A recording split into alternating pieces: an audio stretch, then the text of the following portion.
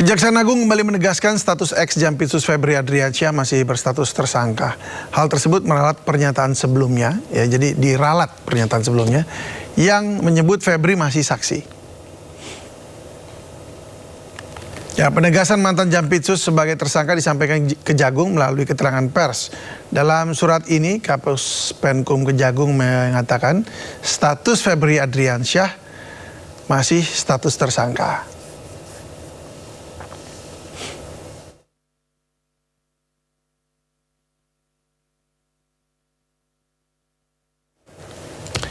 Yang membingungkan pemirsa, sebelumnya Kejaksaan Agung menyebut status ex-Jampitsus Febri Adriansyah sebagai saksi. Nah, hal ini setelah Kejaksaan menerbitkan surat perintah penyidikan atau sprindik baru untuk melanjutkan penanganan perkara yang dialihkan dari Polri pada Rabu kemarin. Tidak gugur, tapi kan kita sprindik dulu, terbit. Tidak gugur, yang penting kita terima dulu, kita pelajari semua. Berarti berdasarkan sprindik yang dikeluarkan Kejagung artinya dalam pertimbangan kita termasuk sprindik dari Polri. Orang dan sprindik dari Polri. Tapi untuk sprindik yang dikeluarkan Kejagung artinya dua orang itu masuk saksi? Iya, diantaranya sebut oknum salah satu negara. Kejaksaan Agung menerbitkan 3 surat perintah penyidikan baru untuk melanjutkan penanganan 3 perkara yang menyeret mantan Jampitsus Febri Adriansyah. Sprindik baru diterbitkan Kejagung usai Polri menyerahkan sejumlah dokumen dan barang bukti. Kepala Pusat Penerangan Hukum Kejaksaan Agung Anang Supriyatna menyatakan penerbitan 3 sprindik dilakukan setelah penyidik Polri menyerahkan dokumen serta barang bukti kepada penyidik Kejagung. Anang juga menegaskan Kejagung tetap akan bersinergi dengan penyidik Polri dalam proses penyidikan lanjutan. Selain itu KPK juga akan dilibatkan untuk melakukan supervisi.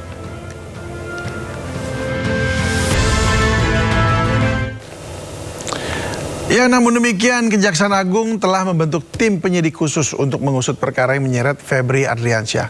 Tim penyidik khusus bentukan Kejagung diisi 9 jaksa senior yang mayoritas merupakan alumni KPK. Selain menerbitkan sprindik baru, Kejagung juga membentuk tim penyidik khusus untuk menangani perkara mantan Jampitsus Febri Adriansyah. Tim penyidik khusus beranggotakan 9 orang jaksa senior dengan mayoritas merupakan alumni KPK. Selain itu, Kejagung juga masih mempelajari status tersangka yang dikeluarkan Polri untuk Febri.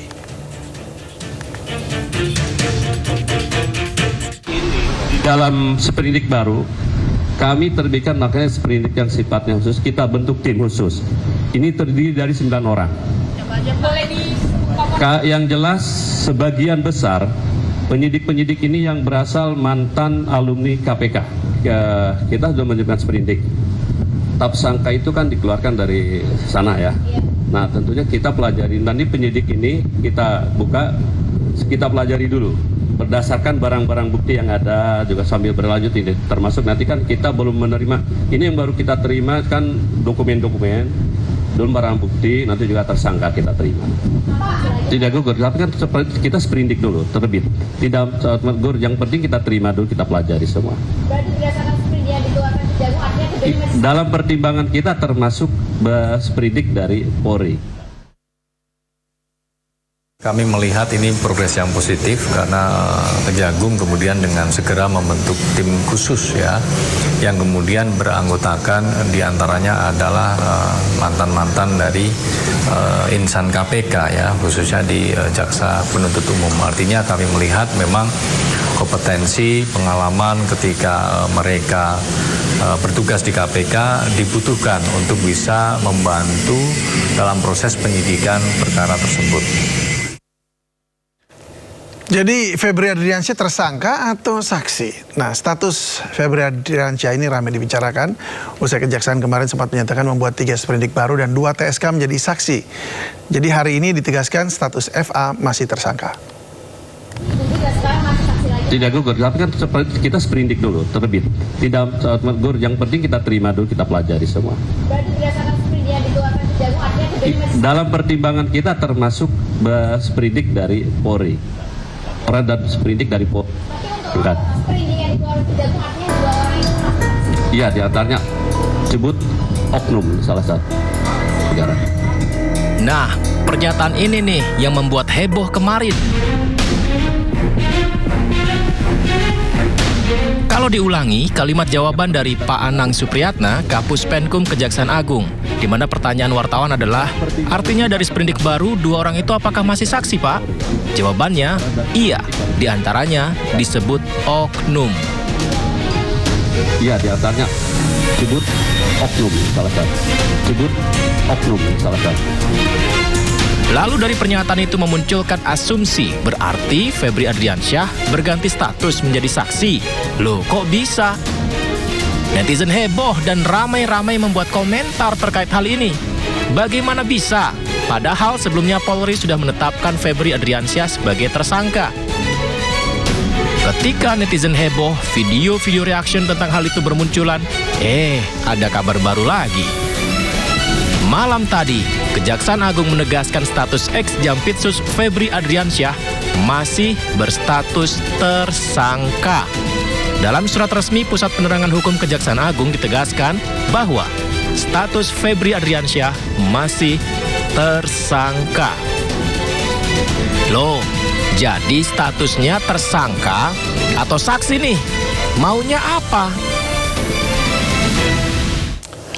Ya, pembatalan status tersangka memang harus melalui proses peradilan ya. Namun ketika diserahkan dari kepolisian ke kejaksaan dan dengan sprindik baru, apakah artinya status tersangka otomatis bisa jadi saksi gitu? Sempat membuat heboh perubahan status Febri Adriansyah menjadi saksi, kejaksaan buru-buru kembali menegaskan Febri Adriansyah statusnya masih tersangka. Jadi saksi atau tersangka? Yang mana nih? Nah, untuk membahasnya lebih lanjut telah bergabung bersama kami Pakar Hukum Pidana Abdul Fikar Hajar. Oke. Ya, Pak Fikar udah lihat videonya tadi barusan ya. Ya. Jadi, aduh, harapannya kan mau transparan semua nih Pak ya. Ya, Ini betul. belum persoalan emasnya dari mana, uangnya dari mana, uang dolarnya dari mana gitu ya. Ini udah naik turun aja ini statusnya Febri Adriansyah. Menurut Anda ini ada apa sih kira-kira? Maksudnya emang boleh gitu Pak kalau ada pengalihan gini, walaupun ini kata pengalihan ini juga menjadi persoalan ya. Lalu statusnya jadi downgrade gitu. Ya, oke. Jadi yang harus dipahami itu begini. Proses perkara pidana itu dimulai dari proses penyelidikan. Nah, penyelidikan itu tugasnya adalah memastikan atau mencari dan memastikan ada sebuah peristiwa ya, dan peristiwa itu adalah peristiwa pidana. Nah, kalau peristiwa bisa banyak ya, bisa peristiwa perdata, peristiwa kalau dari perspektif hukum bisa peristiwa administrasi negara dan sebagainya. Nah, tapi di dalam perkara pidana yang namanya penyelidikan itu mencari dan memastikan ada suatu peristiwa pidana. Itu dulu. Nah, begitu diketahui ada peristiwa pidana, maka ditingkatkan itu menjadi penyidikan. Nah, penyidikan, dan di penyidikan itulah kemudian dikumpulkan alat-alat bukti. Alat bukti itu saksi, ahli, surat, ya. Tindak pidananya menjadi terang. Oh, ternyata seperti ini tindak pidananya. Barulah ditetapkan siapa tersangkanya. Nah, biasanya tersangka bukan biasanya, kebanyakan atau mayoritas tersangka itu adalah berasal dari salah seorang saksi, gitu. Nah, jadi sebenarnya dalam kasus diulangi, ini dari salah seorang mana Pak? Saksi. Halo. Oke, saksi. Ya. Halo. Saksi ya. Jadi ya alat kan yang disebut alat bukti itu pemeriksaan saksi, ahli, bukti surat. Betul. Ya. Baru ditemukan tersangkanya. Jadi mencari alat bukti dulu, mengumpulkan alat bukti, tindak pidananya menjadi terang, baru ditetapkan siapa tersangkanya. Nah, itu di tingkat penyidikan. Artinya apa? Artinya itu adalah kewenangan kepolisian, kewenangan penyidik gitu. Dalam tindak pidana umum ini kewenangan penyidik maupun dalam tindak pidana khusus.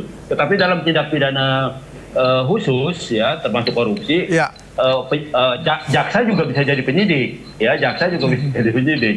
Nah, karena itu ketika polisi menyerahkan berkas ke kejaksaan, gitu ya. Nah, entah dia tadi ada permintaan maaf, saya lihat videonya, entah dia lupa, entah gimana, masih menempatkan FA ini yang di polisi sudah dikualifikasi sebagai tersangka kembali menjadi saksi, kan begitu ya. Tapi kemudian diralat kembali menjadi tersangka. Nah, mestinya ketika polisi atau penyidik sudah menetapkan sebagai tersangka gitu ya, maka kejaksaan dalam kualitas apapun, maksud saya baik dalam kedudukannya sebagai penyidik juga maupun sebagai penuntut umum, maka seharusnya sementara menetapkan dulu itu sebagai tersangka, ya tersangka yang di polisi akan tersangka juga di kejaksaan, mestinya seperti itu gitu ya, bahwa kejaksaan punya kewenangan menyidik juga gitu ya, selain menuntut ya oke, gitu, tetapi kewenangan menyidik jaksa juga harus disinkronkan dengan hasil penyidikan yang dari kepolisian. Nah, karena itu kan kemudian minta maaf bahwa status Febri itu akhirnya ya juga tersangka gitu. Nah, yang terjadi itu sebenarnya. Nah, tapi gini Pak, kita ini kan kita tahu lah ya Pak, maksudnya di dalam pihak kepolisian aja juga dia punya slogannya presisi.